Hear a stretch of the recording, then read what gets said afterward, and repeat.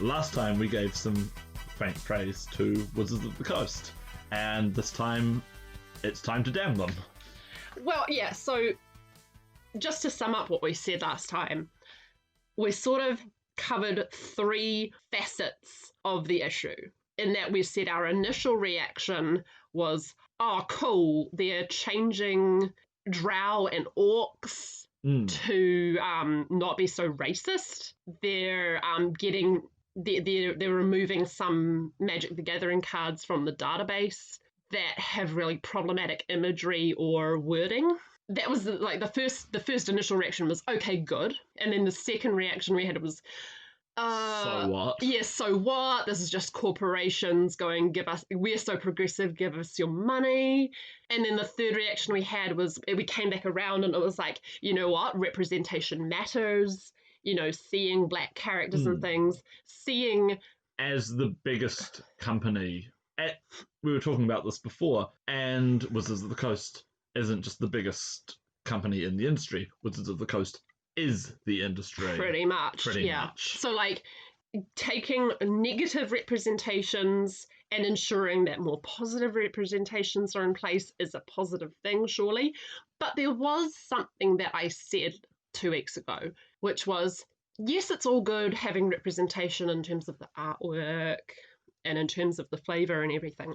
But the question I didn't know the answer to was, what are they actually doing for real people? Actual real human beings of colour. Yeah. And you can extend that out to women, LGBTQIA+. Like, what are they actually doing for oppressed people? Monetarily, in terms of power. And now we know a little bit more of the answer to that. And the answer is somewhere between nothing and zip. Worse than zip. Yeah. So some of this evidence has existed before and we just weren't aware of it. So we want to thank people on our Discord for bringing this to our attention. I won't name names because I don't know if they actually want to be named in public, but so there've been a few more developments since there have actually been some new things within the fortnight, as well as us finding out a little bit more about what's been going on. So, for example, one new development, which is a similar one, is that there is now a disclaimer on several old Dungeons and Dragons books. If you buy the PDFs, there's a disclaimer on the website saying how they are products of their time and that they have harmful and erroneous stereotypes and opinions to them. 2 creators of colour who have worked for Wizards of the Coast. Both for Dungeons and Dragons for one and for Magic the Gathering for the other. Yeah, thank you, yeah. Have come out with specific complaints about their experience working for Wizards. I don't want to get too much into it because you can actually read it for yourself. We're going to include the links on the podcast, in the description. But basically saying we were working as, we are human beings, people of colour. That's something that we can't help. And we came into these environments and the way that we were treated was generally, one person was pointing out, I'm very qualified and I was only in a contractor position, but I constantly saw less qualified white men being fully, not just contractor employed, but like fully full-term employed for the same jobs that I was trying to go for, which is an experience that I think a lot of women as well can relate to, seeing the same thing happen. So for that person to see that same person saw that happening, they also had, now this particular example isn't necessarily particular to being a person of colour, but this person had their work stolen. So like they wrote something and then someone else who had read it claimed it as their own work. I'm sure that happens to freelancers a lot in the industry. I understand that in role-playing work for hire, it is quite common. And that's rubbish. I hate that. It is appalling. Yeah. But it's a standard part of these things that the work you do does not belong to you. Now, the other person... Which we also dislike greatly. I want to name these people because, I shouldn't just be saying person. Orion Black is the person who worked for the Dungeons and Dragons part of Wizards of the Coast. And AJ Pandy is the one who worked for Magic the Gathering. And AJ had like way more vicious things to say. Now, look, I get that people look at things like this. And please, if you're interested in this topic, go look at our sources more, because the people who have been through these things put it so much more eloquently than I'm putting it right now as a white presenting, straight presenting, female presenting person living in New Zealand. So, I am nowhere near the epicenter of a lot of these things. What can actual people listening to this, what can D&D players, role players, game fanatics, what can people actually do?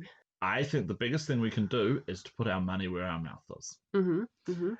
And I have found it very easy. I've just Googled a list of role-playing games with Black creators.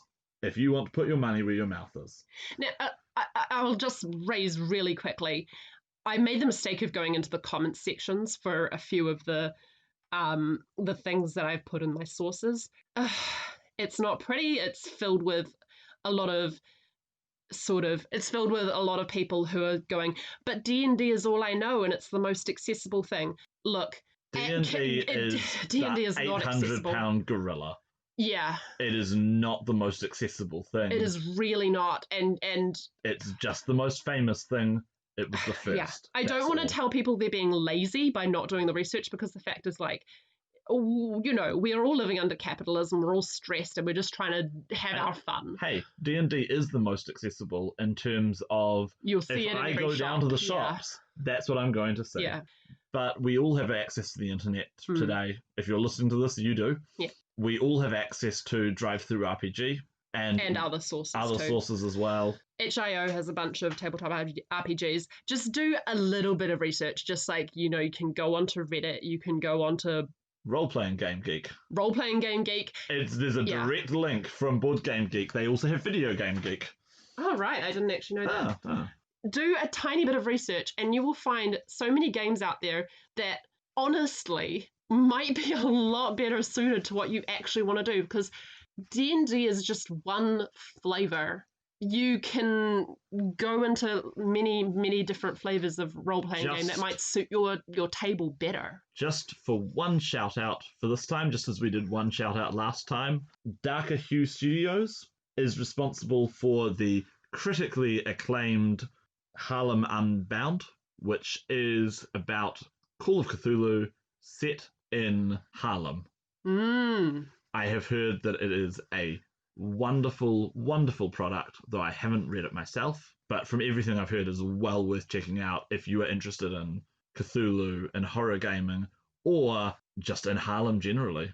If you have fun playing Dungeons and Dragons, we are not trying to make you feel bad about your personal enjoyment. I know that we have fun playing Dungeons and Dragons and will continue to do so. Yeah. What we are asking is that you consider give something else a try. Yeah. Don't just give in to the monopoly on the market.